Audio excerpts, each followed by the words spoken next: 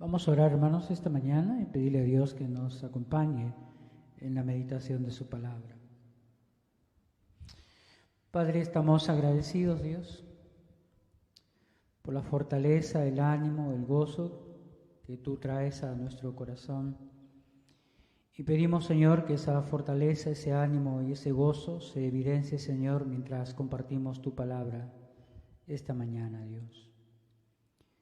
Quiero suplicarte, Señor, por todos aquellos que tienen de alguna manera el corazón cargado, sus pensamientos cargados, Señor, por las circunstancias que viven, que todo ello, Señor, pueda ser puesto, Señor, en tu altar y poder percibir ahora tu gracia, tu misericordia, Señor, para poner paz y tranquilidad y apertura de mente, Señor, para entender y comprender, Señor, lo que tú deseas enseñarnos en tu palabra esta mañana. Padre,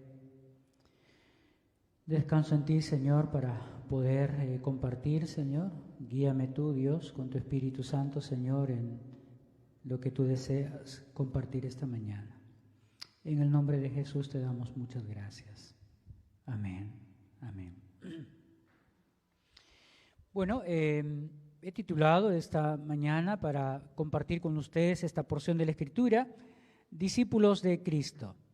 Aunque ustedes tienen el título allí, la promesa del Espíritu Santo, le he puesto discípulos de Cristo porque me parece todos nosotros anhelamos de alguna manera ser conocidos como discípulos de nuestro Señor Jesucristo. Es decir, que la gente pueda ver en nosotros la vida de Cristo manifestándose en nuestras acciones y en nuestras palabras. Creo que ese es nuestro mayor desafío como hijos de Dios. Yo ojalá pienso todos nosotros queremos y anhelamos que la gente pueda identificarnos así como Él es un discípulo de Cristo.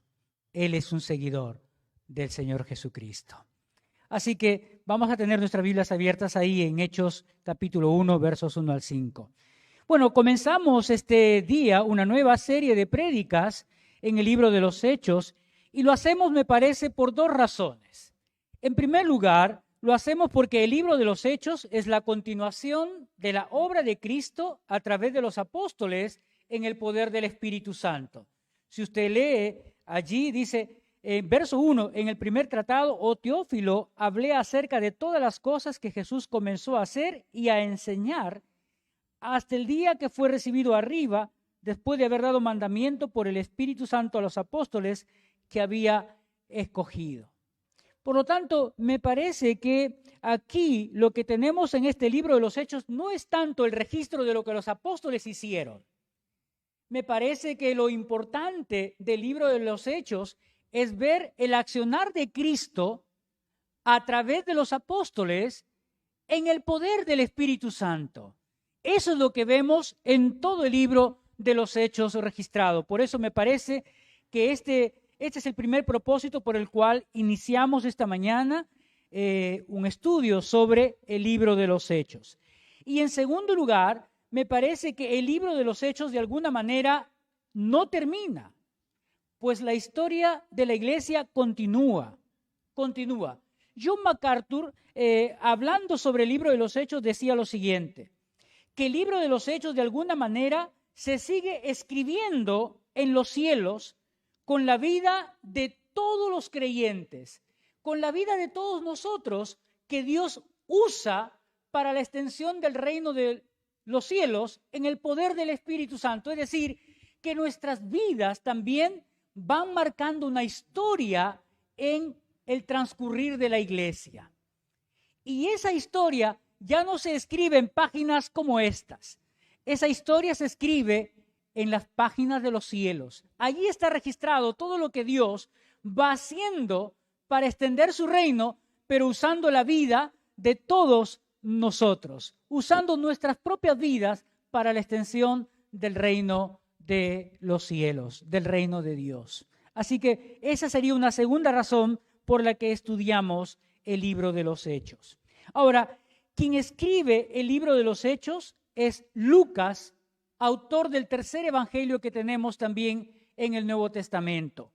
Ahora, Lucas, el apóstol Pablo llamaba a Lucas el médico amado, el amado médico. Miren Colosenses capítulo 4 y el verso 14, para que podamos notar cómo era la relación entre Lucas y el apóstol Pablo. Me parece que era una relación muy cercana, me parece que era una relación muy estrecha, y me parece también que Lucas conoció al Señor Jesús en una de las prédicas del apóstol Pablo. Mire lo que el apóstol Pablo dice acerca de Lucas.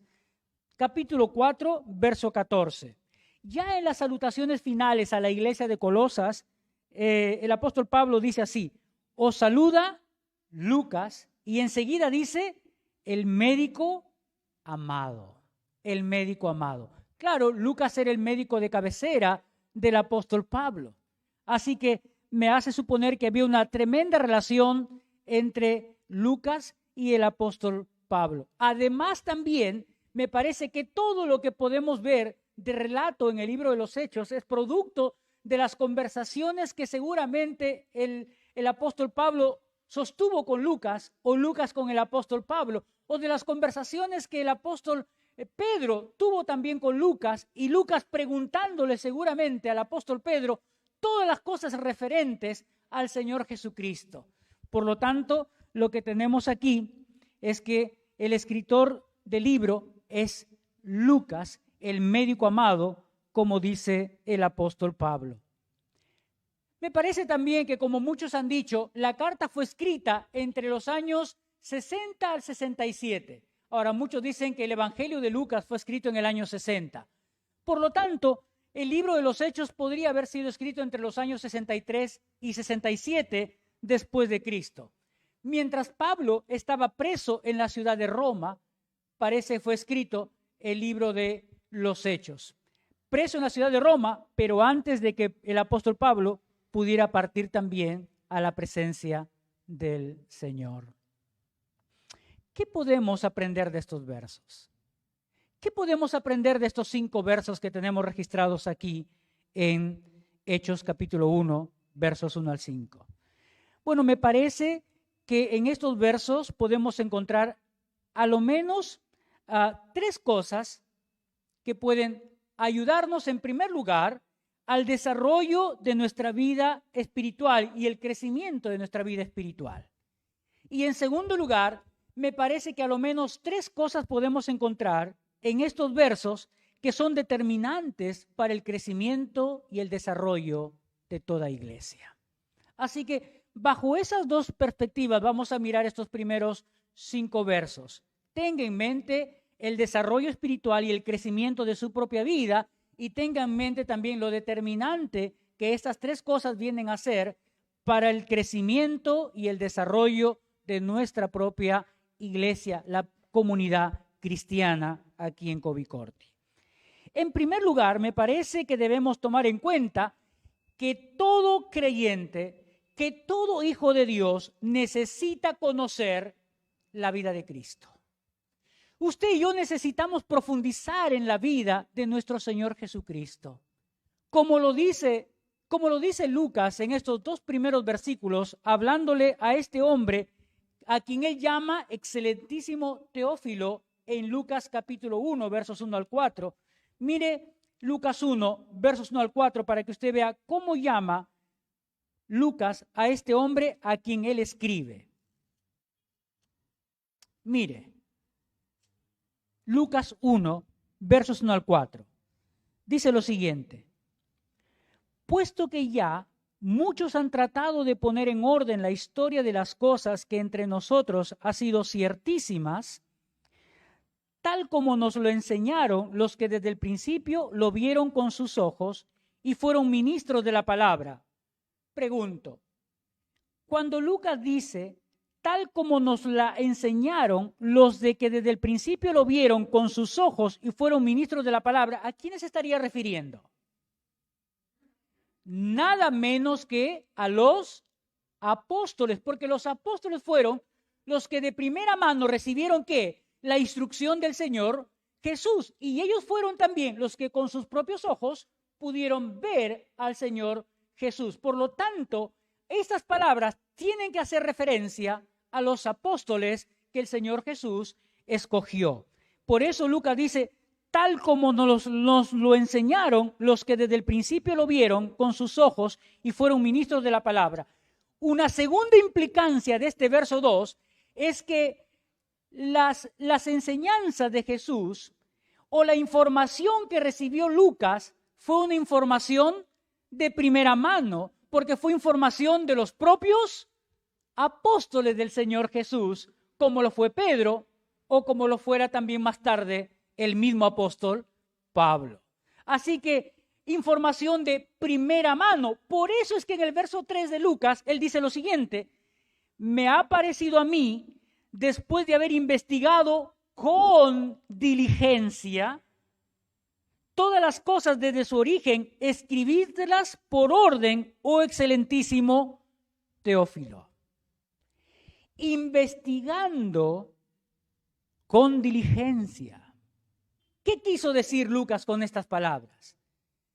Quiso decir que él tomó sumo cuidado, como cualquier investigador haría, para poder confirmar y cotejar cada una de las cosas que él iba a escribir a este hombre a quien llama excelentísimo Teófilo acerca de lo que Jesús hizo y enseñó. Y para hacer eso me supongo que se tomó su tiempo, como todo investigador hace, como todo trabajo prolijo que uno hace, tiene que tomarse su tiempo para que sea un trabajo de excelencia. Y además aquí, con la particularidad de que fue un hombre inspirado por Dios, guiado por el Espíritu Santo. Así que lo que tenemos aquí entonces es aquí un hombre que tomó su tiempo para investigar todo lo que le iba a decir a quien era probablemente su amigo, excelentísimo Teófilo. Por eso digo que todo creyente necesita conocer la vida de Cristo. Necesita conocer la vida de Cristo para su propia edificación espiritual, para su propio desarrollo espiritual. Y necesita conocer la vida de Cristo porque es determinante para el desarrollo de la iglesia, para el crecimiento de la iglesia, porque usted y yo somos instrumentos en las manos de Dios para dar a conocer el mensaje de salvación de nuestro Dios.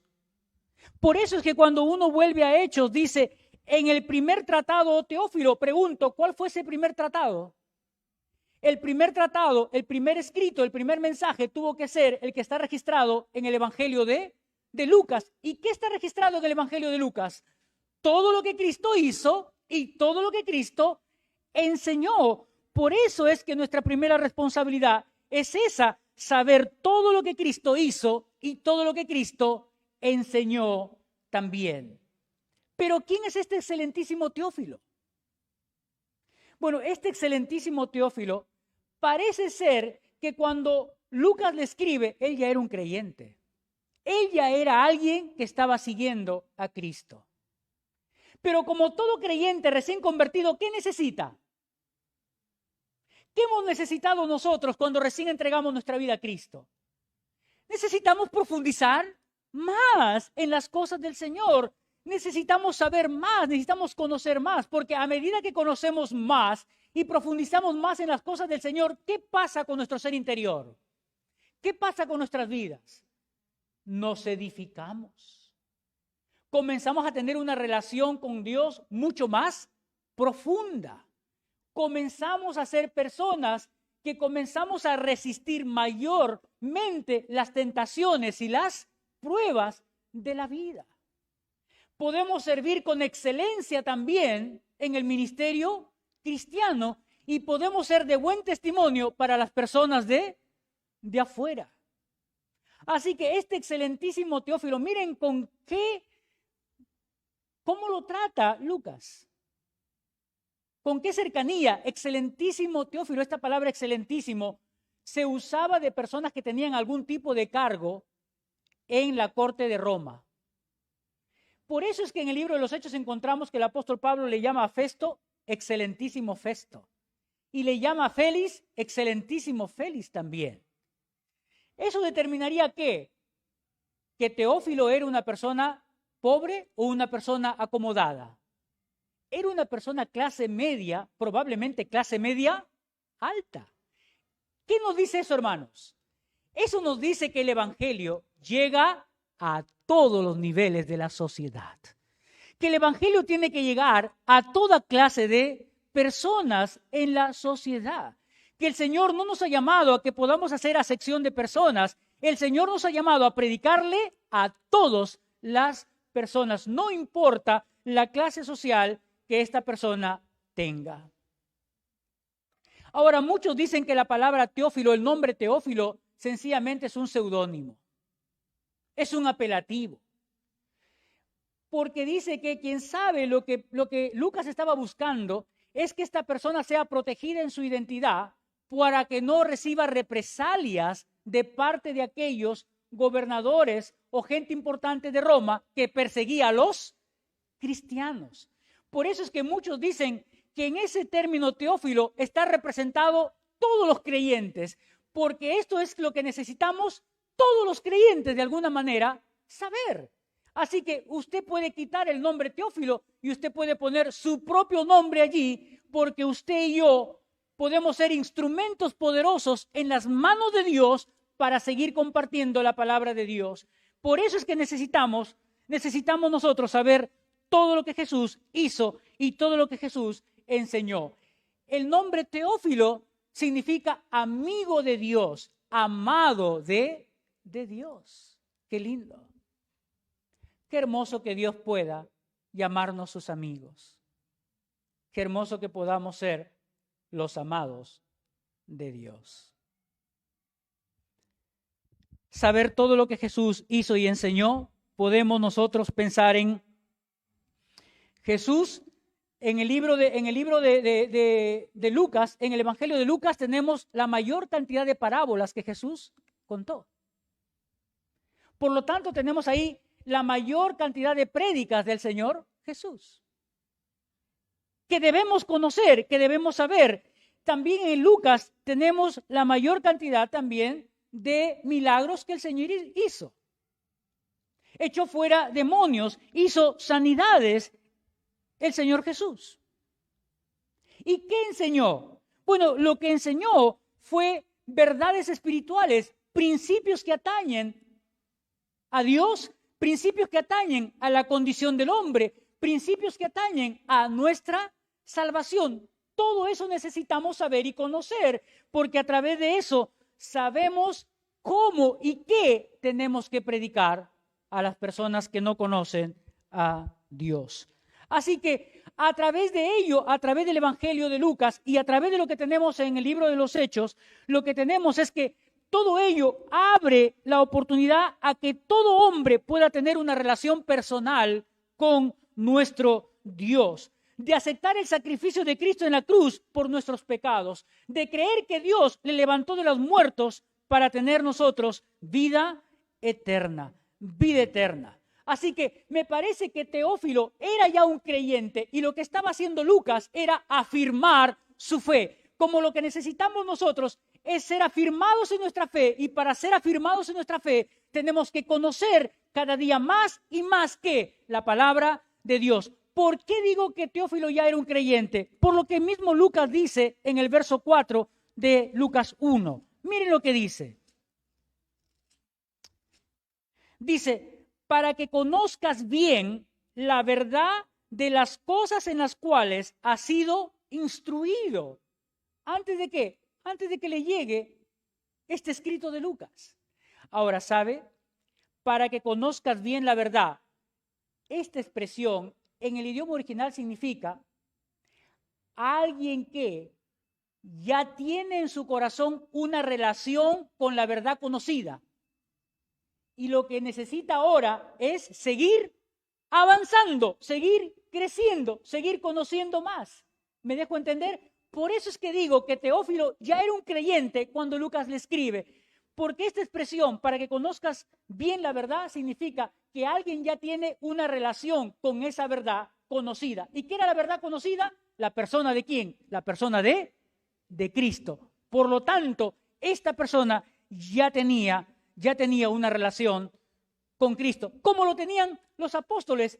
o como pudieron tener los 120 que estaban en el aposento alto, ¿esperando qué? Esperando que venga el día en cual el Espíritu Santo se derramaría sobre ellos en Pentecostés, en Hechos 2. Por lo tanto, todo creyente necesita conocer la vida de Cristo porque necesita saber qué es lo que Cristo hizo y qué es lo que Cristo enseñó. Y en segundo lugar, todo creyente necesita conocer la vida de Cristo porque necesita saber que Cristo actuaba siempre en el poder del Espíritu Santo, como debe actuar todo creyente. ¿Cómo sé eso? Por lo que dice el verso 2. Dice, hasta el día en que fue recibido arriba, después de haber dado mandamiento, ¿por quién?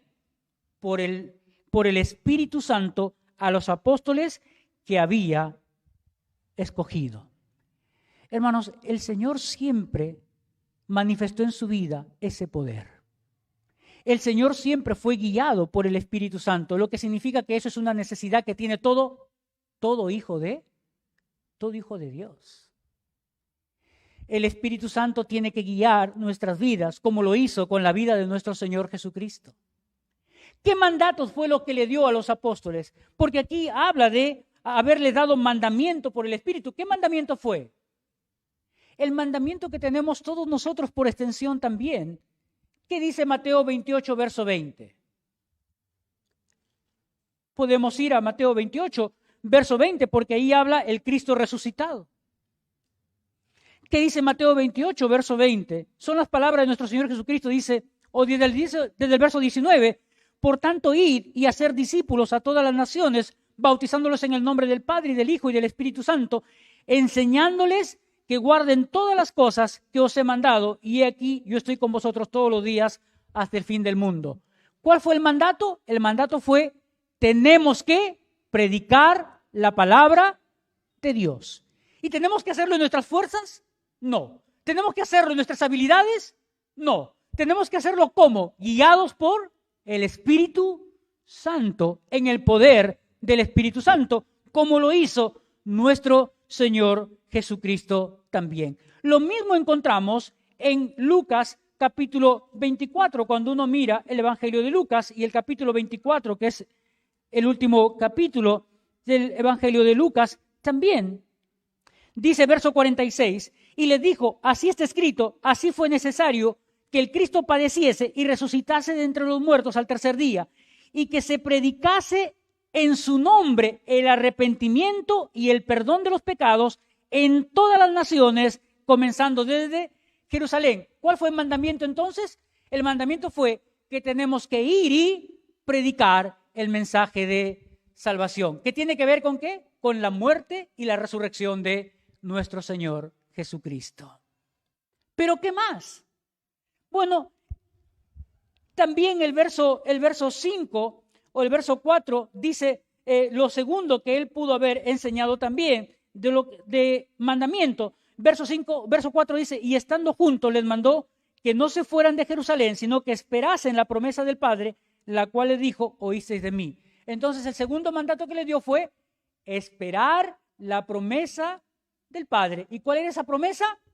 El derramamiento del Espíritu Santo, el bautismo del Espíritu Santo sobre ellos.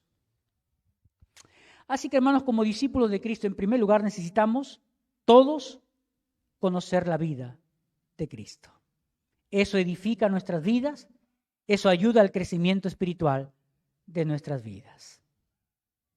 En segundo lugar, me parece que el verso 3 nos da también otra de las cosas que son necesarias para nuestro desarrollo espiritual y es determinante también para el desarrollo y crecimiento de la iglesia. Me parece que está en el verso 3, y es que todo creyente tiene como incentivo la resurrección de Cristo. Hermanos, ¿saben por qué tiene como incentivo la resurrección de Cristo? Porque, hermanos, ¿cuál fue la reacción de los apóstoles después de la muerte de Cristo? ¿Quieren ver cuál fue la reacción de los apóstoles después de la muerte de Cristo? Miren Lucas 24. Vayamos a Lucas 24 para que vean la reacción de los apóstoles. Lucas 24.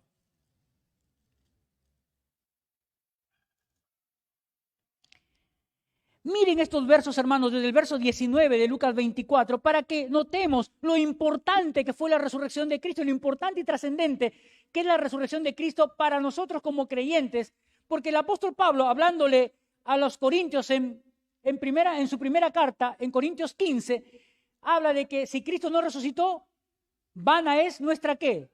Vana es nuestra confianza en Dios. Vana es nuestra confianza en la salvación. Miren lo que pasaba en el corazón de los seguidores del Señor. Miren, verso 19 de 24 Lucas. Dice, entonces Él les dijo, ¿quién fue Él? El Señor Jesús está hablando. Él les dijo, ¿qué cosas?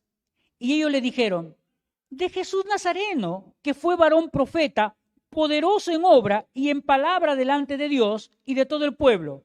Mire verso 20. Y cómo le entregaron los principales sacerdotes y nuestros gobernadores a sentencia de muerte y le crucificaron.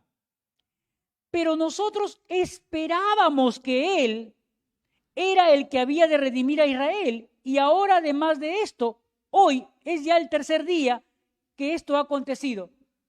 ¿Puede imaginarse el corazón de esas personas? ¿Puede imaginarse el corazón de los apóstoles?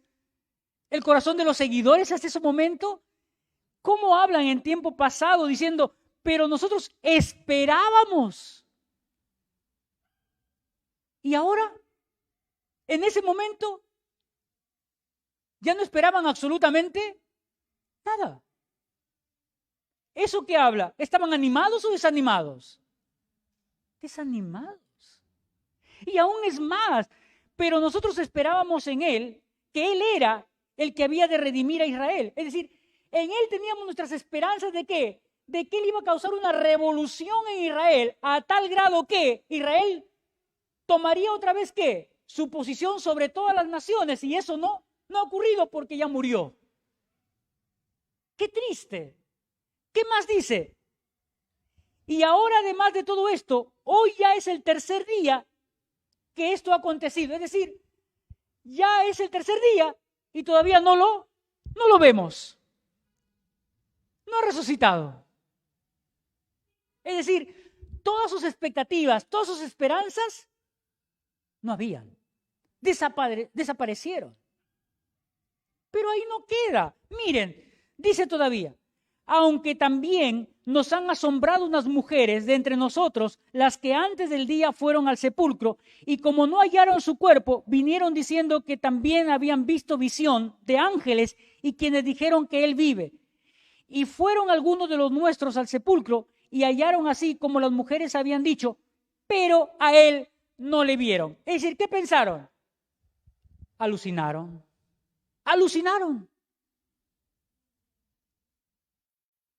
Hermanos, entonces pensemos ahora en todo lo que el Señor Jesús les había enseñado, en todo lo que ellos habían visto hacer al Señor Jesús, en todas las promesas que el Señor Jesús hizo.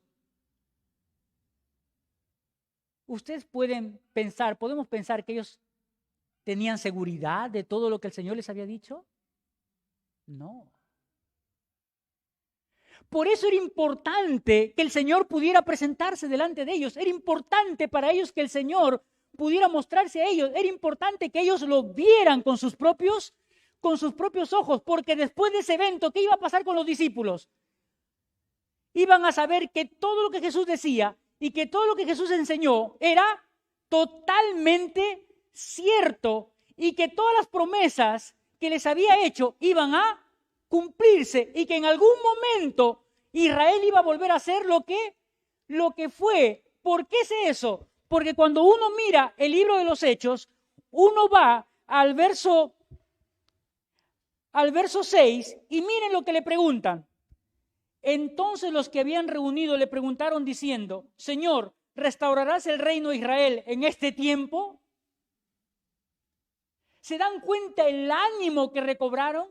La intensidad otra vez de sus emociones y la seguridad que la resurrección de Jesús trajo a sus vidas. Oh, hermanos, es la misma seguridad que nosotros tenemos que tener. Es la misma certeza que nosotros tenemos que tener. Y también la confianza en que todas las promesas que tenemos en la Biblia, en que todo lo que el Señor ha dicho acerca de lo que acontecerá con el creyente y el lugar a donde estaremos y lo que haremos y seremos en el futuro, tenemos que creer que son cosas ciertas y verdaderas, Por eso es que no tenemos que tener miedo para predicar la palabra. Por eso es que podemos exponernos al peligro y saber que si nuestra vida es tomada en la tierra, ¿a dónde vamos? A la presencia de Dios. Porque así Dios lo quiso. Así Dios lo quiso. Y tenemos que actuar con esa seguridad de parte de Dios. Por eso el verso 3 dice, a quienes también después de haber padecido, se presentó vivo con muchas pruebas indubitables. Claro, en la semana de pasión, la mente de los discípulos pudo haber sido tremendamente trastornada por todo el sufrimiento que vieron en el Señor Jesús. Y podían creer, podían imaginarse que podía resucitar después de tanto sufrimiento. ¿Saben? El término que usa aquí Lucas para hablar acerca de se presentó vivo con muchas pruebas indubitables, ¿sabe lo que quiso decir? Lo que quiso decir con esta expresión es lo siguiente. No había ninguna forma de refutar que Cristo estaba vivo. No había ninguna manera de que alguien pudiera refutar que Cristo estaba vivo.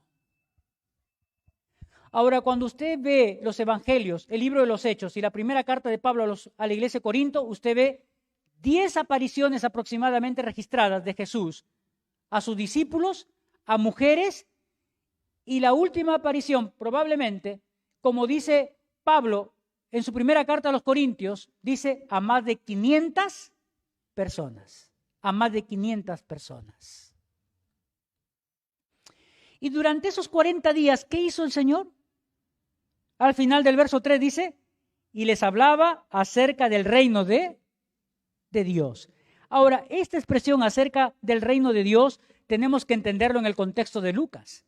¿Qué significaba para Lucas el reino de Dios? ¿Quieres saber qué significaba para Lucas el reino de Dios? Volvamos otra vez a Lucas 24.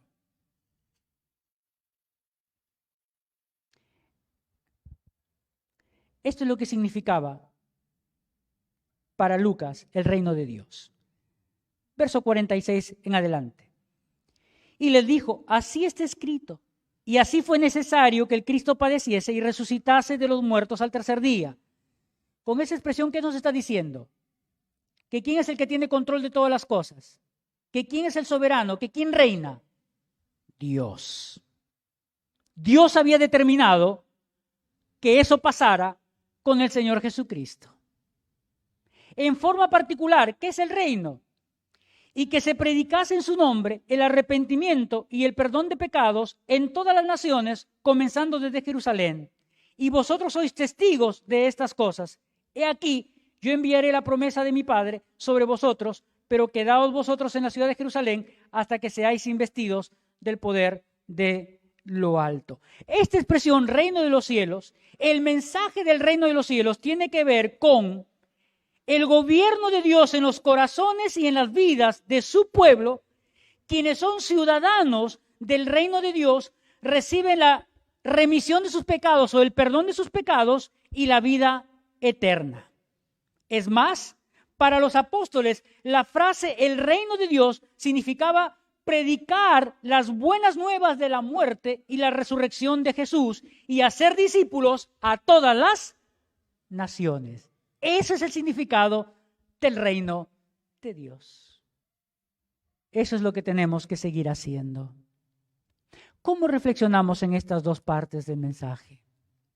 En primer lugar, preguntémonos, ¿cuánto conocemos de la vida de Cristo? O preguntémonos si estamos dependiendo del Espíritu Santo en todo lo que hacemos y decimos.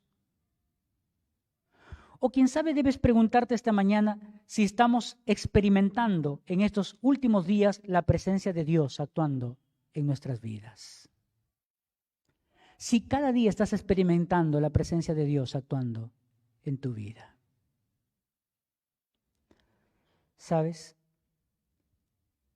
Yo estoy seguro, como lo vemos en el libro de los Hechos, estos hombres de Dios no tuvieron, después de esa experiencia de Pentecostés, no tuvieron temor de nada. ¿Recuerdan ustedes que Pedro y Juan fueron tomados presos y los llevaron frente a las autoridades? Y después de azotarlos, ¿qué hicieron? Dice que quisieron, les trataron de amedrentar. ¿Cómo les trataron de amedrentar? No prediquen más. ¿Y qué dijeron? Si era mejor obedecer a ellos que a Dios. ¿Tuvieron temor? El apóstol Pedro es tomado preso. Lo llevan y lo ponen en la cárcel de más adentro. Y los discípulos comienzan a orar. Los demás comienzan a orar para que Dios lo libere. Hay un movimiento, las puertas se abren, Pedro sale, llega a la casa, toca la puerta, escuchan su voz y los discípulos se quedan, los demás se quedan paralizados. No abren la puerta, lo dejan tocando la puerta. ¿Tenían temor? ¿Pedro tuvo temor en la cárcel? No. Más tarde el apóstol Pablo, uno de los apóstoles del Señor también, narra el libro de los Hechos diciendo que él en su despedida de Hechos 20 de Atenas, él está despidiéndose y al despedirse se presenta un profeta y le dice: ¿de quién es este cinturón? Le pasará así, así, así. Y la gente comienza a llorar y a convenir: Pablo, no vayas a Jerusalén. Y Pablo, ¿qué dice?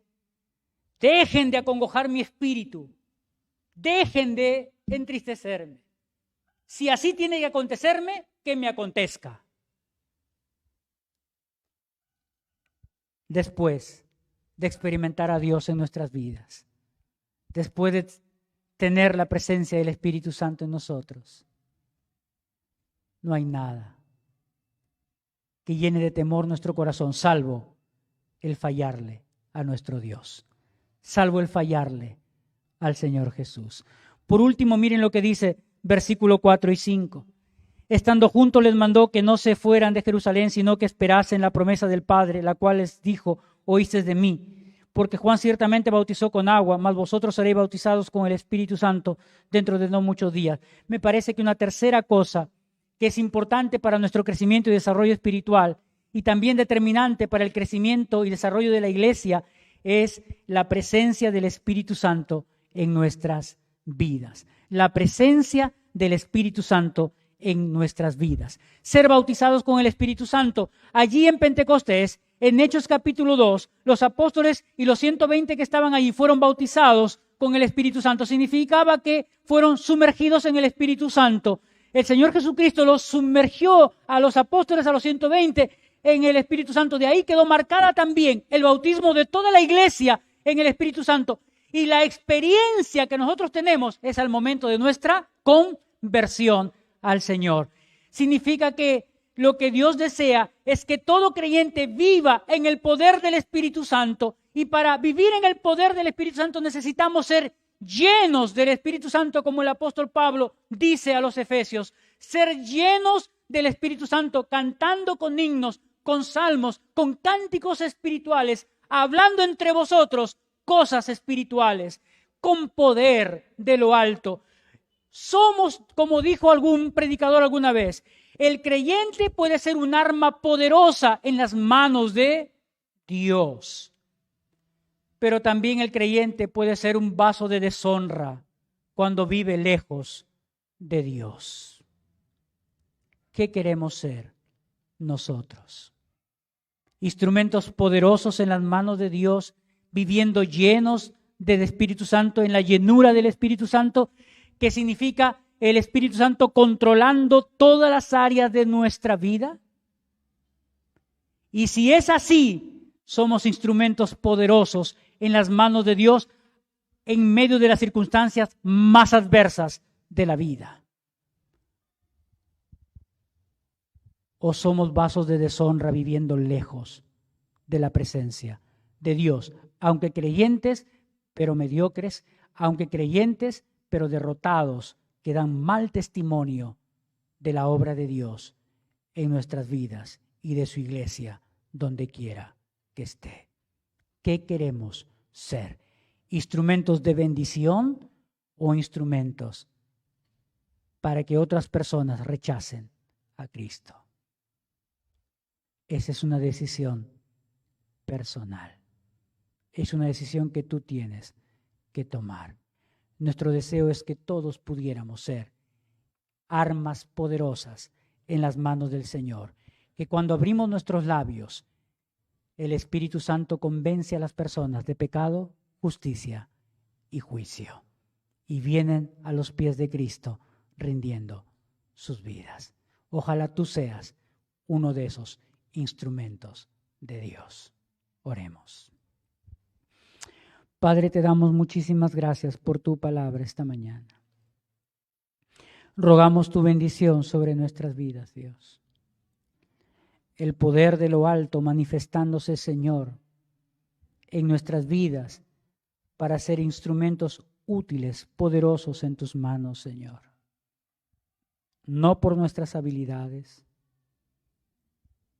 sino porque tu Espíritu Santo, Dios, gobierna nuestras vidas y cada palabra que sale de nuestros labios sale con poder.